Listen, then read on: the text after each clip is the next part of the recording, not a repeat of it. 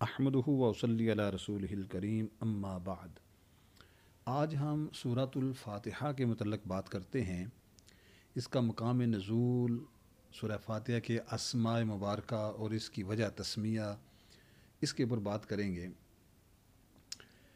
अक्सर उलमा के नज़दीक सूरह फातिहा मक्कातुल मुकर्रमा के अंदर नाज़िल हुई। इमाम मुजाहिद रहमहुल्लाह फरमाते हैं कि सूरह फातिहा मदीना मुनव्वरा में नाज़िल हुई, और एक कौल ये है कि सूरह फातिहा 2 मरतबा नाज़िल हुई, एक मरतबा मक्कातुल मुकर्रमा और दूसरी मरतबा मदीनतुल मुनव्वरा में। तफसीर खाज़न के अंदर ये बात है।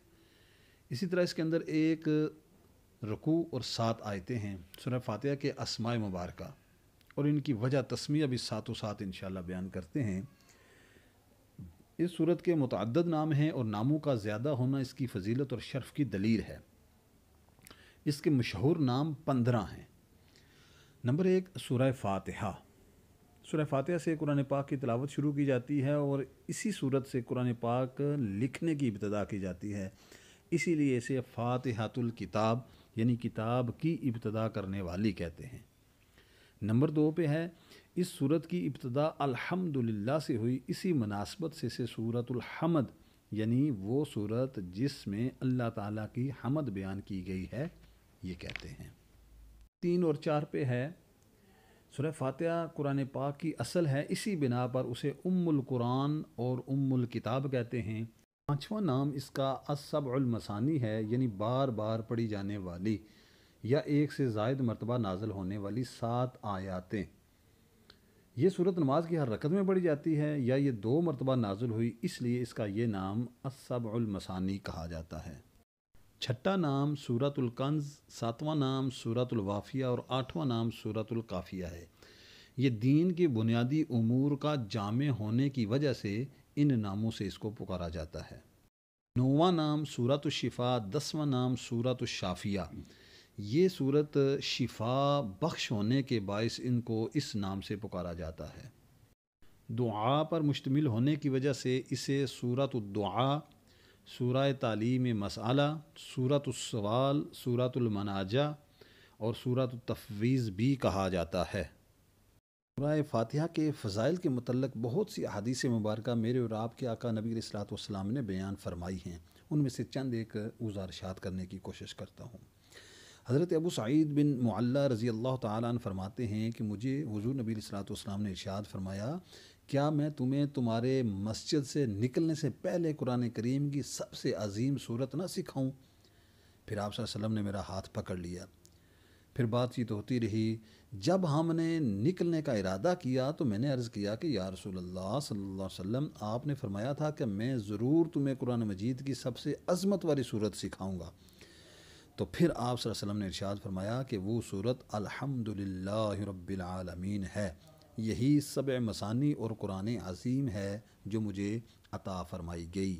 बुखारी शरीफ की हदीस मुबारक के अलावा मुस्लिम शरीफ की हदीस मुबारक है कि हज़रत अब्दुल्लाह इब्न अब्बास रज़ी अल्लाह तआला अन्हुमा फरमाते हैं कि एक फ़रिश्ता आसमान से नाज़िल हुआ और इसने सय्यदुल मुरसलीन ख़ातमुन नबिय्यीन सल्लल्लाहु अलैहि वसल्लम की बारगाह में सलाम पेश करके अर्ज़ की कि या रसूलल्लाह सल्लल्लाहु अलैहि वसल्लम, आपको उन 2 नूरों की बशारत हो जो आपके अलावा और किसी नबी अलैहिस्सलातु वस्सलाम को अता नहीं किए गए।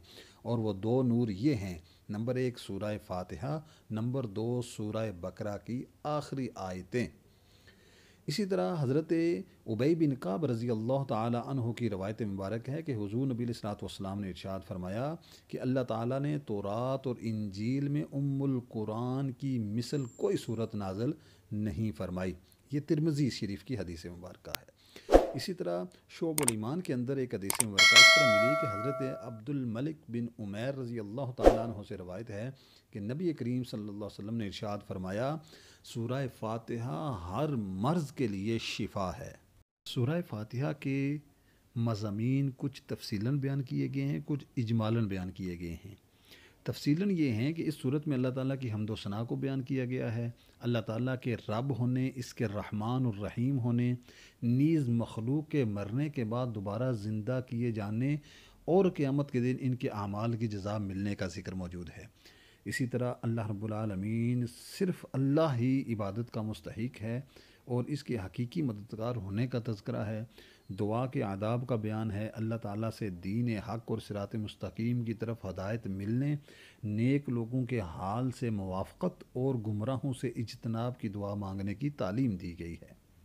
یہ ہو گئے تفصیلی، اور اسی طرح اجمالی مضامین کو بھی بیان کیا گیا ہے۔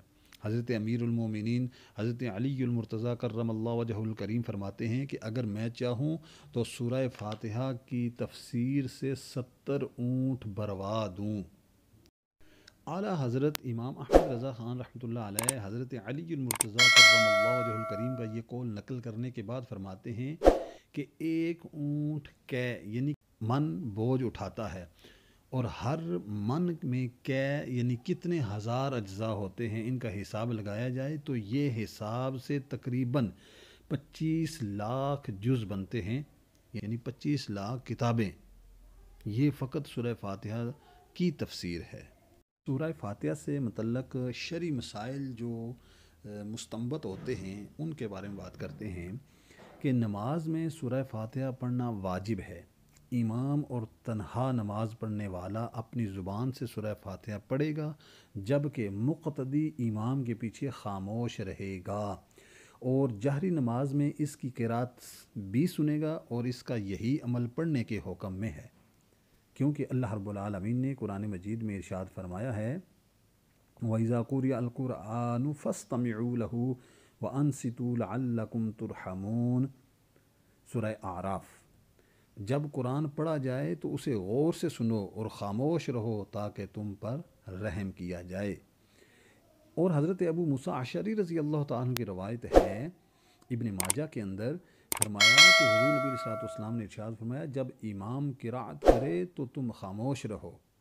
اسی طرح ایک اور ابن ماجہ کی روایت مبارک ہے کہ جب حضرت جابر بن عبداللہ رضی اللہ تعالیٰ نے روایت کیا ہے کہ نبی کریم صلی اللہ علیہ وسلم نے ارشاد فرمایا کہ جس شخص کا کوئی امام ہو تو امام کا پڑھنا ہی مقتدی کا پڑھنا ہے۔ اسی طرح ایک اور مسئلہ یہ بھی نکلتا ہے کہ نماز جنازہ کے اندر خاص دعا یاد نہ ہو تو دعا کی نیت سے سورہ فاتحہ پڑھنا جائز ہے، جبکہ قرات کی نیت سے پڑھنا جائز نہیں ہے۔